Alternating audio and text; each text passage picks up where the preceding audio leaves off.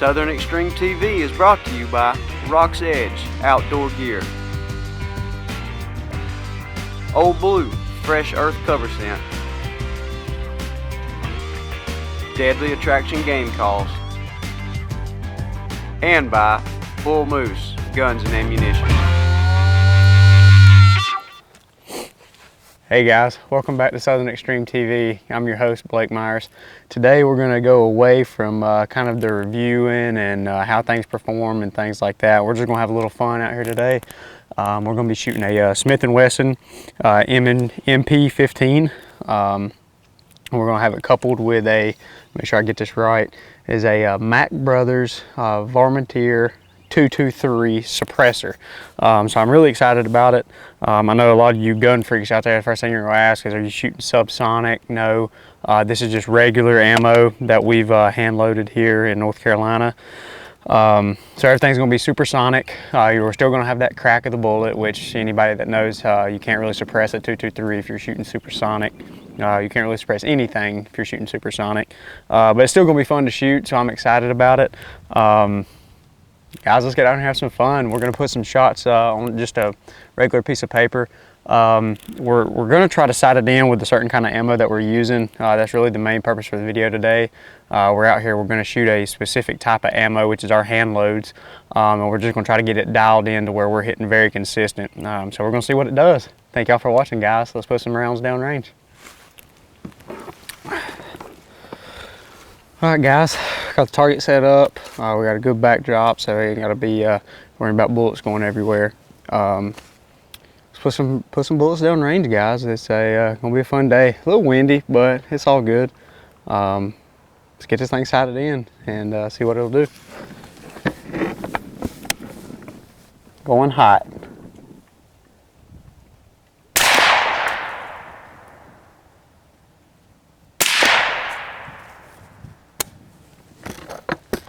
All right, guys, looks like we're shooting a little bit low. We were shooting about 2 inches to the right from where we wanted, so we made those adjustments. We're going to make our adjustments to go up. We're shooting pretty substantially low, but we're getting some really good groups with our ammo down there, so I feel pretty confident that we can make an adjustment and be good to go. So we'll make the adjustments, put a couple more rounds down range, see if we can get it on the bullseye, and then let's see if we can punch that bullseye out, guys.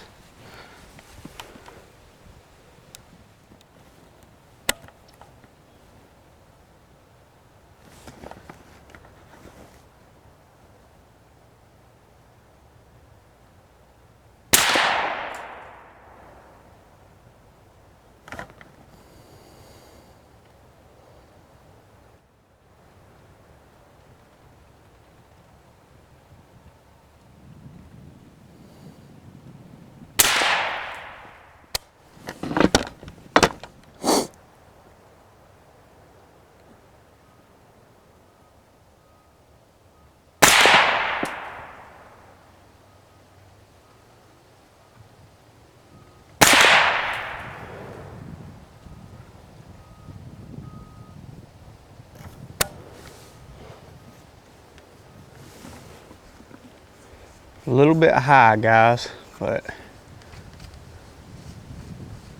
we'll make that adjustment.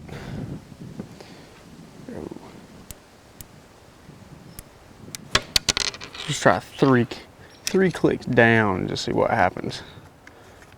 We're pretty good. Got 4 shots and 2 of them are right there, you know, almost center punch, but the other 2 are high.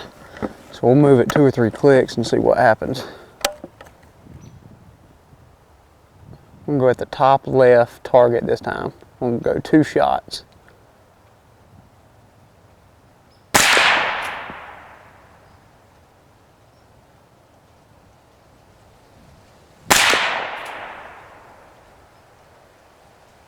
Got 2 bullet holes touching, moved it too low.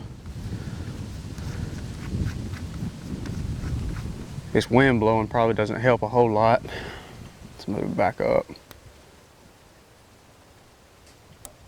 Move it up 2 clicks since we moved it down 3 clicks. See if that'll solve our problem. Now, them rounds there, we're shooting at a top left target. It's a little bitty target, and those two shots look like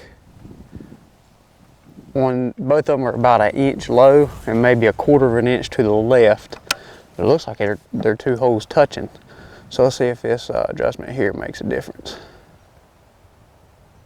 And we're shooting at the same target.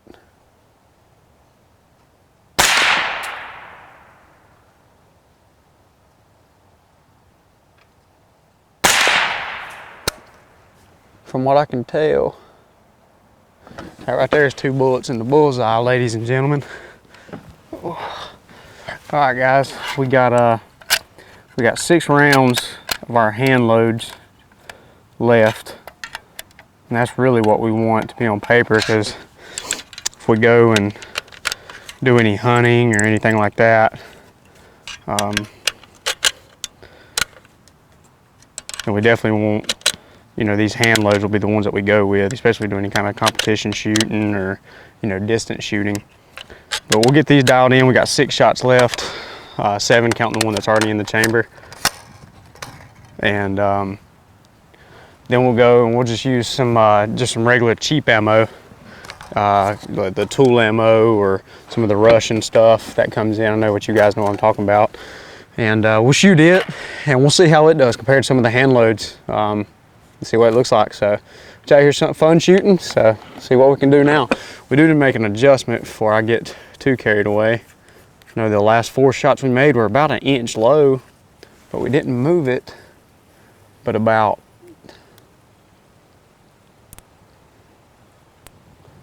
one click back. All right, we're going to shoot at the top right target this time. If I can get this thing on here, this thing is so awkward. This gun's not mine. I'm sighting it in for a buddy, actually my uncle. So let's get this thing dialed in. We're actually gonna go for the bottom right target.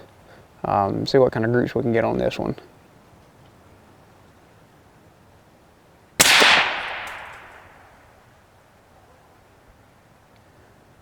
Still just a touch low. Looks like I touched to the right.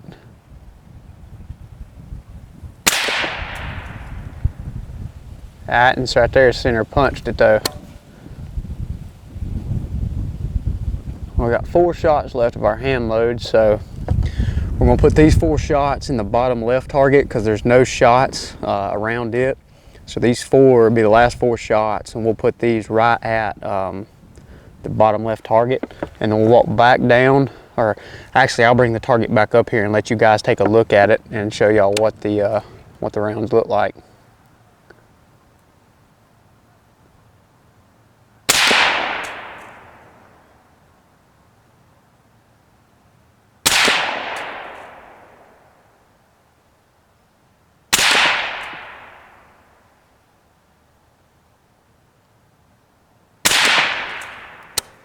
All right, this table is about to wear me out, our shooting bench, but this is fun, guys. You can see I'm not wearing any hearing protection.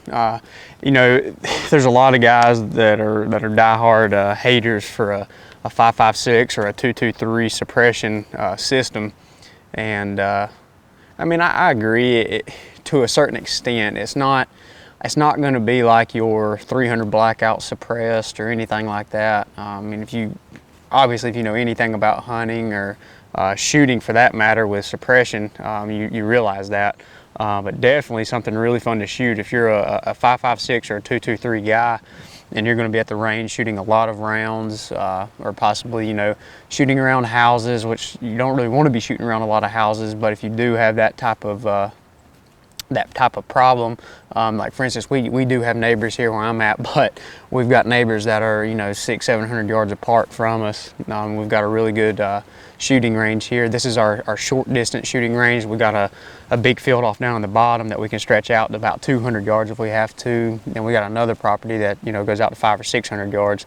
So it's real nice to kind of suppress it a little bit. It's not a whole lot, but as you can tell, I'm not wearing hearing protections. I'm perfectly fine. And now if I didn't have a can on here, I definitely would be using hearing protection. So to me, that's kind of worth it. The hearing protection kind of gets annoying sometimes trying to use it. So let's go down here and take a look at our last 4 shots. And then we'll probably load up with some more of the cheaper ammo and just do some regular shots and see what happens, guys. This is fun. All right, guys, we just went down and checked the target. Getting ready. I'll show you guys once I get done with this segment of the shooting, the kind of groups that we had once we made our adjustments. All the rounds that we just shot then were our hand loads. You heard me say that earlier in the video, unless you skip forward. But now we're getting ready to shoot some of the cheaper ammo. Let me pull out a bullet and I'll show you guys kind of what it looks like. And I know what you guys. Just the full metal jacket. This is the I believe it's the Russian version, the tool ammo maybe. It's a 223. So you know, who knows? We're just gonna shoot it side by side and see what happens. It shouldn't be that big of a difference. You know, only at 100 yards was what we're shooting today. Shouldn't be that crazy of a difference, but you know, it's fun to do it, just see what happens. We're gonna be shooting at the big center target on these rounds. We'll probably shoot 5 or 6 times and just see what happens. So anyways, let's put some more bullets down range, guys.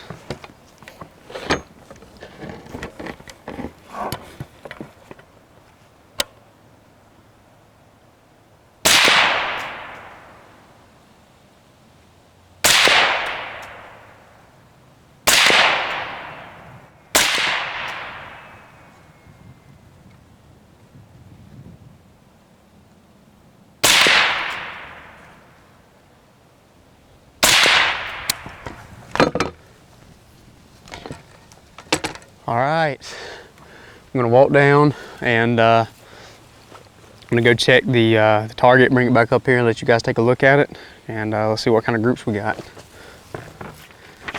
All right, guys, we just finished up here today. Kind of gonna give you guys a rundown of kind of what happened. If you notice down here at the bottom of the target, we got a kind of a cluster of shells or holes that are in between the 2 bottom left and bottom right targets, and then they're about 5 to 6 inches below the big center target. There's 3 holes here. Well, actually, we'll go in groups of 2. There's 2 in the bottom right, way low. These were the first 2 shots that we made. We made those first 2 shots with our cheap ammo from the tool ammo. You get those at Walmart or anywhere like that. And then the next 2 shots, we actually shot at the top right target, but the holes that we made are about halfway down on the page, but on the far right side of the target. So that kind of gave me a good idea that, you know, it wasn't just the ammo. We were definitely way off. We're about 5 to 6 inches low. So we just started working our way up. You know, we went up maybe 4 inches, and then we aimed back at the center part of the target. The next 2 closest holes that you see to the closest to the big target in the center, those were our 5 and 6 shot. And then if you go up, you just a little bit above that, about a ½ inch to the left and about an inch higher, you actually got 2 holes touching. Now those 2 are, we made another adjustment, another inch up, so that was about, I guess, a 4-inch adjustment there. We actually got 2 holes touching. And then we actually moved it again, and it's hard to tell in this center part because we finished up shooting at the big center target with the cheaper ammo. But if you see in the top left corner of the big center target, there's 2 holes that are touching. Those were the 2 shots that we made after we made our adjustments, and then we moved up to the top right smaller target and we actually took 2 shots there.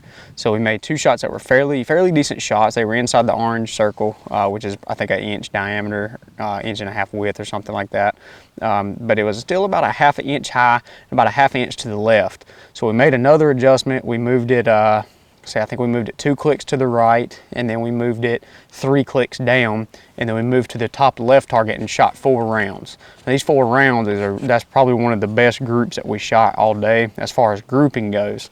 But that told me that I moved it enough to the right, but I didn't move it, I moved it too far down. So we actually made the adjustments there. I think I walked you guys down there and showed y'all once we made those shots. And then we moved, see, I believe we come back up and we moved down to the top right, or to the bottom right, excuse me, the bottom right target. We shot 2 or 3 times there, made 2 pretty good shots on that one. And then we finally knew that we had the adjustments right. So we took our last four shots that we had with our hand-loaded ammo was the bottom left corner of the target. We actually got two inside the white, which I believe is an inch diameter, and the two bullet holes themselves is probably a centimeter apart. You could get a dime over that, I'm not sure. And then we've got two that's kind of on the outskirts of it, but definitely a very, very good group. Definitely where we want to be hitting at. We've got this gun sighted in at 100 yards now. And then as you can tell, we finished up shooting the cheaper ammo, the tool ammo, right dead center of the target. A little bit lighter grain, so it's coming out a little bit hotter than the hand loads that we've got. Which made it shoot just a touch higher, but it wasn't too crazy bad. I believe we got three, it looks like three, maybe four shots that are within an inch and a half diameter of the bullseye, and then we got one that we threw up high a little bit. That might have been our first shot. It's about an inch and a half, maybe 2 inches high. But for the most part, it's definitely a dead coyote or a dead groundhog or something like that at 100 yards. I mean, you have no problem shooting something like that right in the head at 100 yards. As far as the suppressor goes, guys, it worked out really great. You know, like I told you before, you know, not using any hearing protection or anything like that is, you know, it's kind of cool, a little bit different, something I'm not really used to. If you guys are in the market for a suppressor, don't really know if it's something you might be interested in, go buy Bull Moose Guns, located in Mint Hill. Now, a lot of you might not know where Mint Hill is at. If you've got Google, you can look it up. But if anybody's familiar with the Charlotte-Mecklenburg area of North Carolina, obviously where the Carolina Panthers are from, Charlotte Hornets, things like that. It's a fairly big city. This is where these guys are located at. Now, I'm not familiar with what classes you have to have as far as the paperwork where you can sell and transfer suppressors, but I know that they have it. I don't know if it's class 2, class 3, but I do know that they can get you suppressors if it's something you're interested in. Go by their store. They don't have any in stock as far as I know, but they'd be more than happy to get some in stock for you. Go by, check them out, tell them Southern Extreme TV sent you, Blake Meyer specifically, and go by and just kind of pick their brain and let them kind of talk to you and you know, tell them their thoughts on what you might want to get. If you definitely want something a little bit quieter than a 5.56 or a 2.23, I would suggest going something with a bigger, heavier load. Go with the 300 Blackout. You know, that's the die-hard if you're going to be a dedicated, quiet, suppressed shooter. 300 Blackouts are awesome. I'm not a big 300 Blackout fan, just for the simple fact that once you get past 150, 200 yards, man, your bullet just starts dropping like crazy.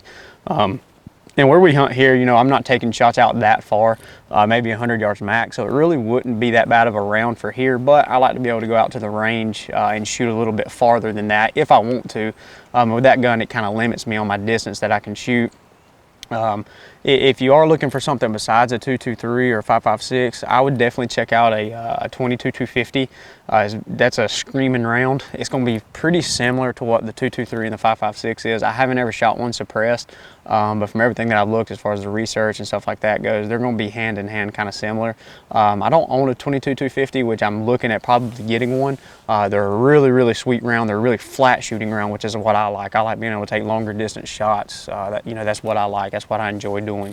But guys, I hope this video not really too crazy informative, just kind of going out and shooting a suppressed 5.56 2.23 today. So thank you guys for watching, and maybe this will help you push you over the edge to go buy you a suppressor. I know I'm definitely going to go and probably go ahead and start saving up money and go and get my tax stamps and all that stuff together and go ahead and purchase me a couple of the suppressors now that I've shot this. So I'm excited about it.